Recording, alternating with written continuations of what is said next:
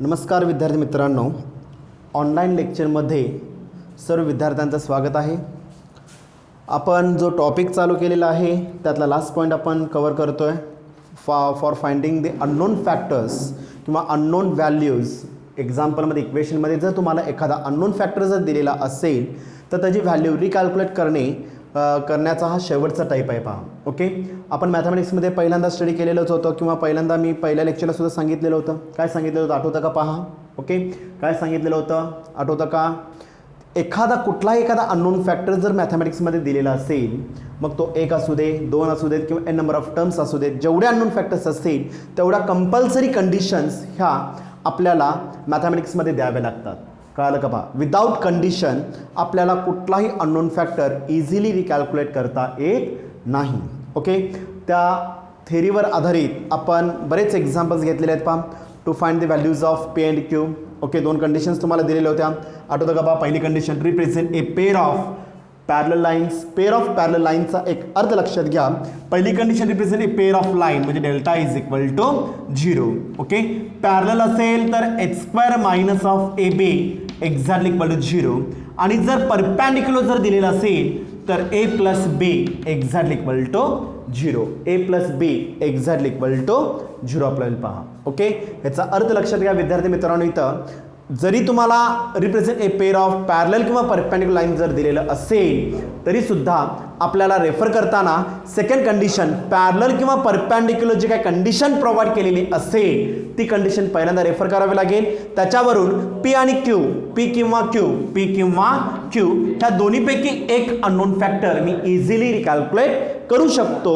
आणि नंतर मग आपण पहिल्या कंडिशनचा वापर करून जो रिमेनिंग फॅक्टर किंवा जो रिमेनिंग अननोन फॅक्टर जो असेल तो मी इझिली कॅल्क्युलेट करू शकतो. पहा, ओके. त्याचा अर्थ लक्षात घ्या. आपण पहिली कंडिशन का पहिला वापरू शकत नाही आहे की पहिल्या कंडिशनमध्ये जो रिझल्ट आपण रेफर करायचा आहे, जो डिटर्मिनंट आपल्याला रेफर करायचा आहे, त्या डिटर्मिनंटमध्ये all the unknown factors are present. याचा अर्थ तुम्हाला पी आणि क्यू हे दोन्ही सुद्धा त्याच्यामध्ये काय असणार आहे, तुम्हाला आता इथं प्रेझेंट असणार आहेत. पहा, समजलं का? पहा, ओके. याचा अर्थ तुम्हाला पहिल्यांदा सेकंड कंडिशन वापरावी लागेल.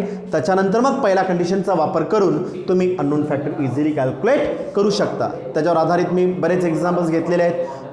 त्याचबरोबर अजून नाही म्हटलं तर तुम्हाला ग्रुपवर सुद्धा काही एक्झाम्पल्स मी होमवर्कला दिलेले होते. बोर्डवर एखादं एक्झाम्पल दिलेलं होतं. पहा, ओके. त्याचबरोबर असाइनमेंटमध्ये सुद्धा काही एक्झाम्पल्स तुम्हाला प्रोव्हाइड केले जातील. त्यानुसार तुम्ही ते एक्झाम्पलचा सराव करायचा आहे. पहा, ओके. काय डाऊट असेल तर तुम्ही पर्सनली व्हॉट्सअपवर रेफर करून तुम्ही व्हॉट्सअपवर तुम्ही विचारू शकता किंवा पर्सनली कॉल करून तुम्ही विचारू शकता. ओके.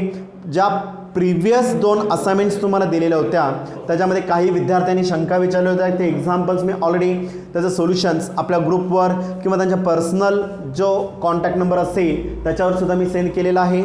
ओके. अजून कोणाला काय डाऊट्स असतील पहिल्या आणि दुसऱ्या असाइनमेंटमध्ये तर तुम्ही पर्सनली विचारू शकता. कळलं का? पहा, ओके. तर सगळ्या विद्यार्थ्यांनी सुरुवातीला एक लक्षात घ्या, जो पार्ट जे काही लेक्चर्स आपले चालू आहेत ते लेक्चर्स पॉज करून किंवा पुढं मागं करून सगळे एक्झाम्पल्स फेअर नोटबुकमध्ये लिहायचे आहेत. ओके.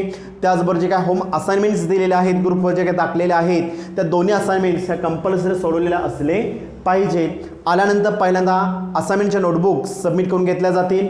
त्याच्यावर सुरुवातीला आणि शेवटी पालकांची सिग्नेचर ही अनिवार्य आहे.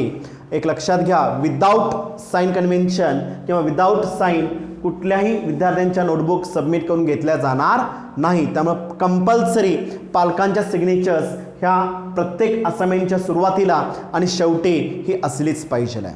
ओके. आता ह्या सगळ्या पार्टवर आधारित आज काही एक्झाम्पल्स, एक्स्ट्रा एक्झाम्पल्स आपण आज स्टडी करणार आहोत. म्हणजे टॉपिकचा जो एंड पार्ट आपला होईल तो आपल्याला कंप्लीट करायचं आहे. पहा, ओके. तर आता टॉपिकमध्ये जो काय एक्झाम्पल दिलं जाईल, आत्तासुद्धा आपल्याला अननोन फॅक्टर्स रिकॅल्क्युलेट करायचं आहे की पण कंडिशन ही काय केली जाईल आपल्याला वेगळी दिली जाईल. ओके. क्वेश्चन काय असणार आहे? पहा, find the value of k. काय विचारलेले? पहा आपल्याला, find the value of k. Find the value of k. Okay. If the sum of the slope,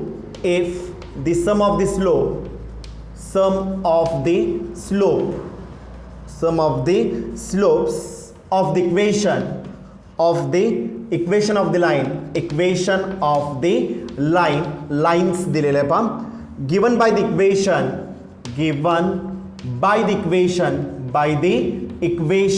equation provide केलेलं आपल्याला 3 times x square plus k times x y minus y square is equal to 0 is काय दिलेलं आपल्याला 0 दिलेलं आहे पहा. Is काय दिलेलं आपल्याला 0 दिलेलं आहे. ओके, जर आपल्याला हा जो काही इक्वेशनमध्ये 2 मार्काला एक्झाम्पल पडू शकतं पहा.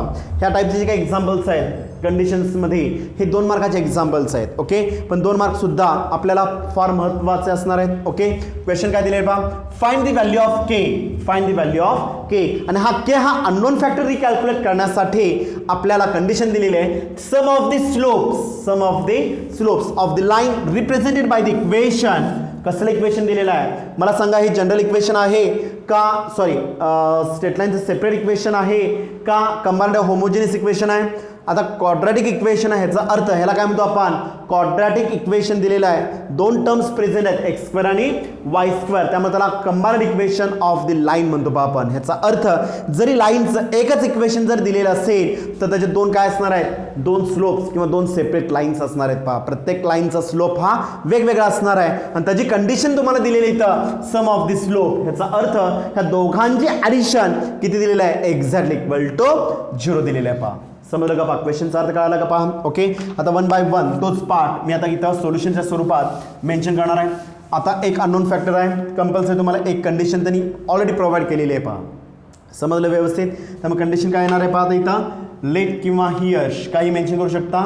Late the given equation of the line the given equation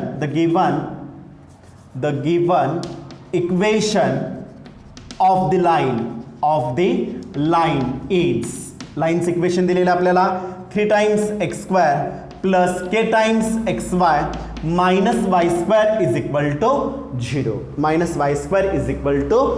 मी ह्याला काय करतोय इथे इक्वेशन नंबर मी 1 रेफर करतोय पहा. त्याला इक्वेशन नंबर मी 1 रेफर करतोय. ओके, आता कम्पेअर करून मला पहिल्यांदा एफ जेच्या व्हॅल्यूज पाहिजे आहेत. ओके, काय काय ना सांगा. एफ जेच्या व्हॅल्यूजच्या पेक्षा एबीएचच्या व्हॅल्यूज पाहिजे आहेत. कंपेअर दिस इक्वेशन विथ आता मला सांगा जनरल इक्वेशनला कम्पेअर करणार का स्टँडर्ड इक्वेशन कम्पेअर करणार. कारण देत असताना इक्वेशन तुम्हाला कसं दिलेलं आहे, स्टँडर्ड इक्वेशन दिलेलं आहे. त्यामुळे तुम्हाला स्टँडर्ड इक्वेशनला कम्पेअर करून घ्यावं लागेल. इक्वेशन काय असणार, A X square plus twice H X Y plus B Y square is equal to 0. पुढं plus twice G X plus twice F Y plus C लिहायची गरज नाही आहे. का गरज नाही आहे, तर देत असताना तुम्हाला equation line passing through the origin दिलेलं आहे, जनरल इक्वेशन दिलेलं नाही आहे पहा. ओके, याचा अर्थ एच व्हॅल्यू किती आली इथं, A is equal 3 B is equal to with sign convention काय असणार इथे व्हॅल्यू -1 अँड तिसरी value twice H is equal to unknown factor K दिलेला आहे. मला फक्त एच ची व्हॅल्यू पाहिजे आहे. एच ची व्हॅल्यू किती अप्लाय होईल, एच के डिवाइडेड बाय 2. ओके, म्हणजे 2 मल्टिपलमध्ये आपल्याला जाताना डिव्हिजन फॉर्ममध्ये रेफर होईल पहा. ओके, खाली आता मेन्शन करणार त्यांनी कंडिशन काय दिलेले पहा. स्लोप ऑफ द लाईन्स आता देत असताना कंबाइंड इक्वेशन आहे. ह्याचा आता जे 2 काय असणार स्लोप्स असणार आहेत. Let m1 and m2 let काय रेफर केलं पहा आपण. Let m1 and m2 are the 2 slopes TWO2 slopes of the lines कुठल्या लाईनचे आहेत, लाईन इक्वेशन काय रेफर केली तर मी 1 किंवा रेफर करता तुम्ही इथे अप्लाय करू शकता. पहिल्यांदा L1 L2 रेफर करून मग M1 M2 तुम्ही रेफर करू शकता. कुठल्याही फॉर्मॅटमध्ये तुम्ही सोडवू शकता पहा. Okay, let M1 and M2 are the 2 slope of the line equation 1 apply होईल. Okay, by the given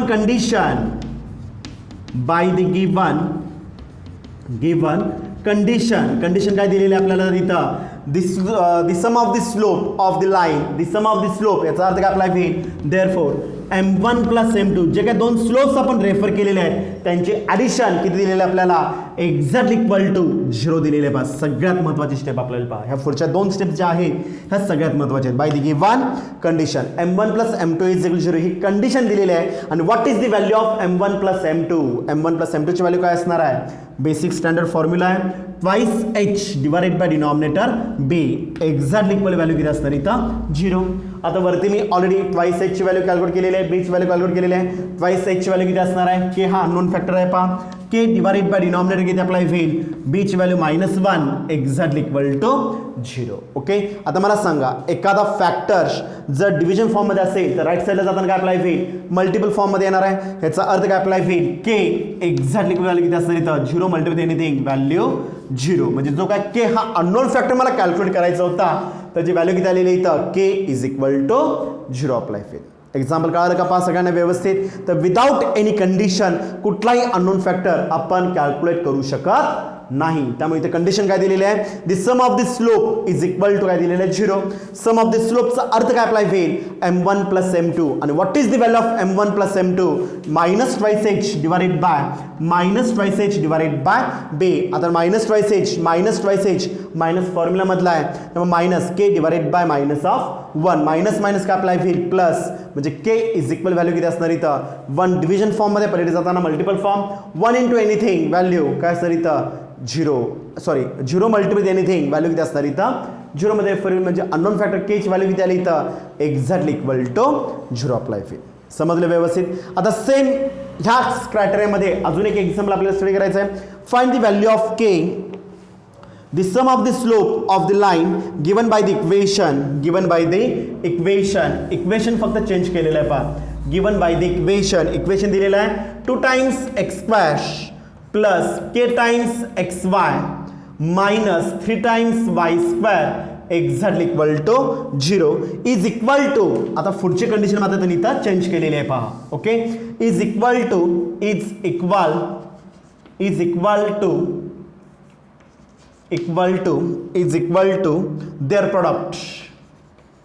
their product is equal to their product. कळालं का पहा. ओके, आता कंडिशन काय दिलेली आहे आपल्याला, वन कंडिशन. क्वेश्चन सेम आहे, काही चेंजेस नाही आहेत क्वेश्चनमध्ये, कुठल्याही प्रकारचे चेंजेस नाहीत. फक्त देत असताना जो के ची व्हॅल्यू मला जी कॅल्क्युलेट करायची आहे त्याची फक्त कंडिशन इथे त्यांनी चेंज केलेली आहे. कंडिशन काय दिलेली आहे, the sum of the slope is equal to their product. म्हणजे फक्त इथली कंडिशन चेंज झाली पहा.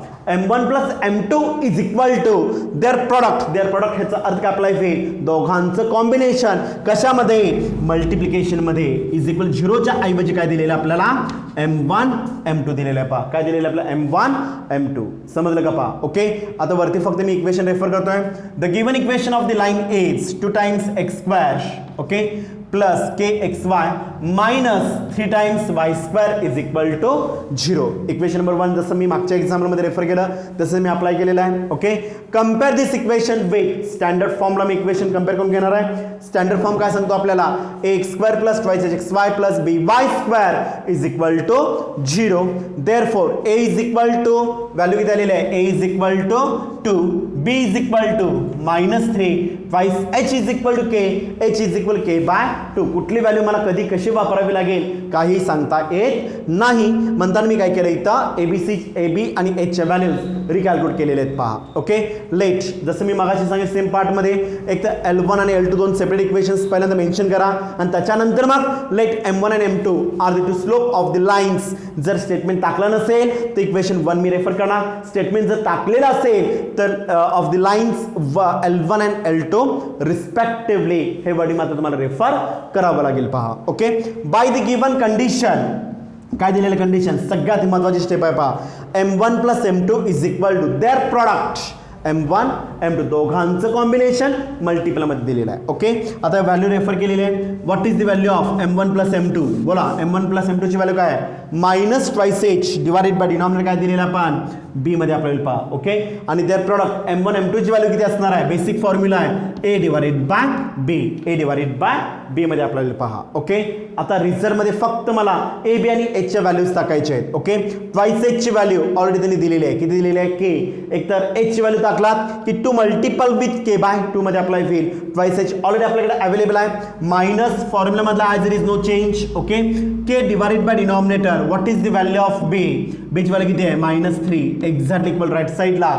h व्हॅल्यू किती आहे 2 डिवाइडेड बाय डिनॉमिनेटर किती दिलेला आहे -3. Okay, -3 equal terms get cancel. एक तर आया स्टेपला कॅन्सलेशन करा, अदरवाइज जी टर्म डिव्हिजन फॉर्म मध्ये आहे पहिले जाताना काय अप्लाय होईल, multiple form multiple division equal factor get cancel. Okay, शिल्लक काय राहणार आहे पहा. देअरफोर व्हॅल्यू काय शिल्लक राहिली इथं -k is equal to 2 therefore k is equal to okay minus आहे पलीकडे जाताना अप्लाय होईल प्लस होणार का मल्टिपलमध्ये पलीकडे जाताना डिव्हिजन म्हणजे व्हॅल्यू किती आली तर K is equal to 2 divided by -1 कुठल्याही संख्येला जर मी 1 मल्टिप्लाय किंवा डिवाइड केलं तर तीच संख्या रिपीट होणार आहे म्हणजे के इज इक्वल टू व्हॅल्यू किती असणार इथं -2 मध्ये आपल्याला पहा म्हणजे के ची व्हॅल्यू किती आली इथं -2 फक्त एकच कंडिशन इथं चेंज केलेली आहे there the sum of this slope is equal to their product value काय दिलेली तुम्हाला तिथं m1 m2 दिलेलं आहे पहा समजलं व्यवस्थित ओके क्वेश्चनमध्ये फक्त कंडिशन चेंज केलेली आहे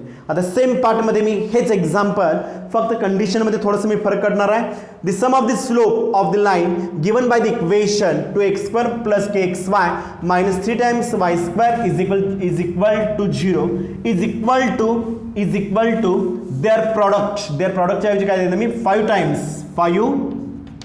टाइम्स देअर प्रॉडक्ट देअर काय घेतलं आपण प्रॉडक्ट घेतलं पहा बोला आता कंडिशन काय असणार इक्वेशन कंडिशन काय अप्लाय होईल फक्त फरक कुठं पडणार आहे सगळा part up to this step काय असं बाय द गिवन कंडिशन पर्यंत सगळा पार्ट तुमचा सेम राहणार आहे कंडिशनमध्ये m1 + m2 is equal to their product is equal to 5 times दिलेला आहे 5 टाइम्स याचा काय अप्लाय होईल 5 टाइम्स m1 m2 आपल्याला पहा 5 टाइम्स m1 m2 अप्लाय होईल ओके म्हणजे फरक कुठं पडला आता इथं फक्त 5 टाइम्स इनसाइड द ब्रॅकेट आपल्याला पहा 5 times a divided by b okay इथून पुढची कॅल्क्युलेशनमध्ये फक्त थोडासा फरक पडणार आहे देअरफॉर ट्वाइस h व्हॅल्यू किती असणार आहे इथं -k divided by denominator -3 exactly equal to 5 divided by काय नाही याचा 1 multiple with what is the value of a 2 divided by denominator काय आपल्याला पहा डिनॉमिनेटर b ची व्हॅल्यू किती असणार इथं -3 ओके रिअरेंज करून घ्या देअरफॉर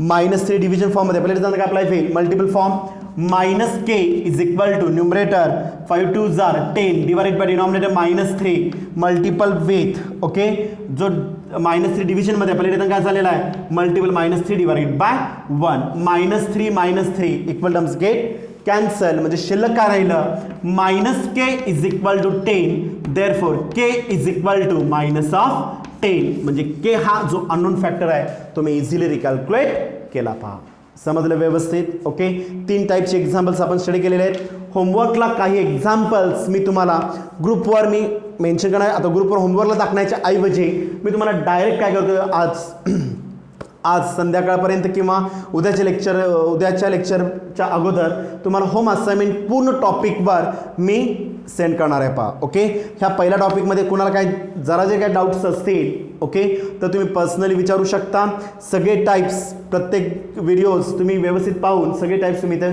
टॅली करून किंवा स्टडी करू शकता पहा ओके आता नेक्स्ट लेक्चरला आपल्याला जो सेक्शन 1 मधला जो टॉपिक आहे कुठला टॉपिक आहे सेक्शन 1 मधला दुसरा टॉपिक आपल्याला स्टडी करायचा आहे मॅट्रायसिस कुठला टॉपिक स्टडी करायचा आहे आपल्याला सेक्शन 1 मधलाच हा चौथा जो टॉपिक आहे चौथा टॉपिक नंतर आपल्याला पुढचा टॉपिक सेक्शन 1 मधला स्टडी करायचा आहे दुसरा टॉपिक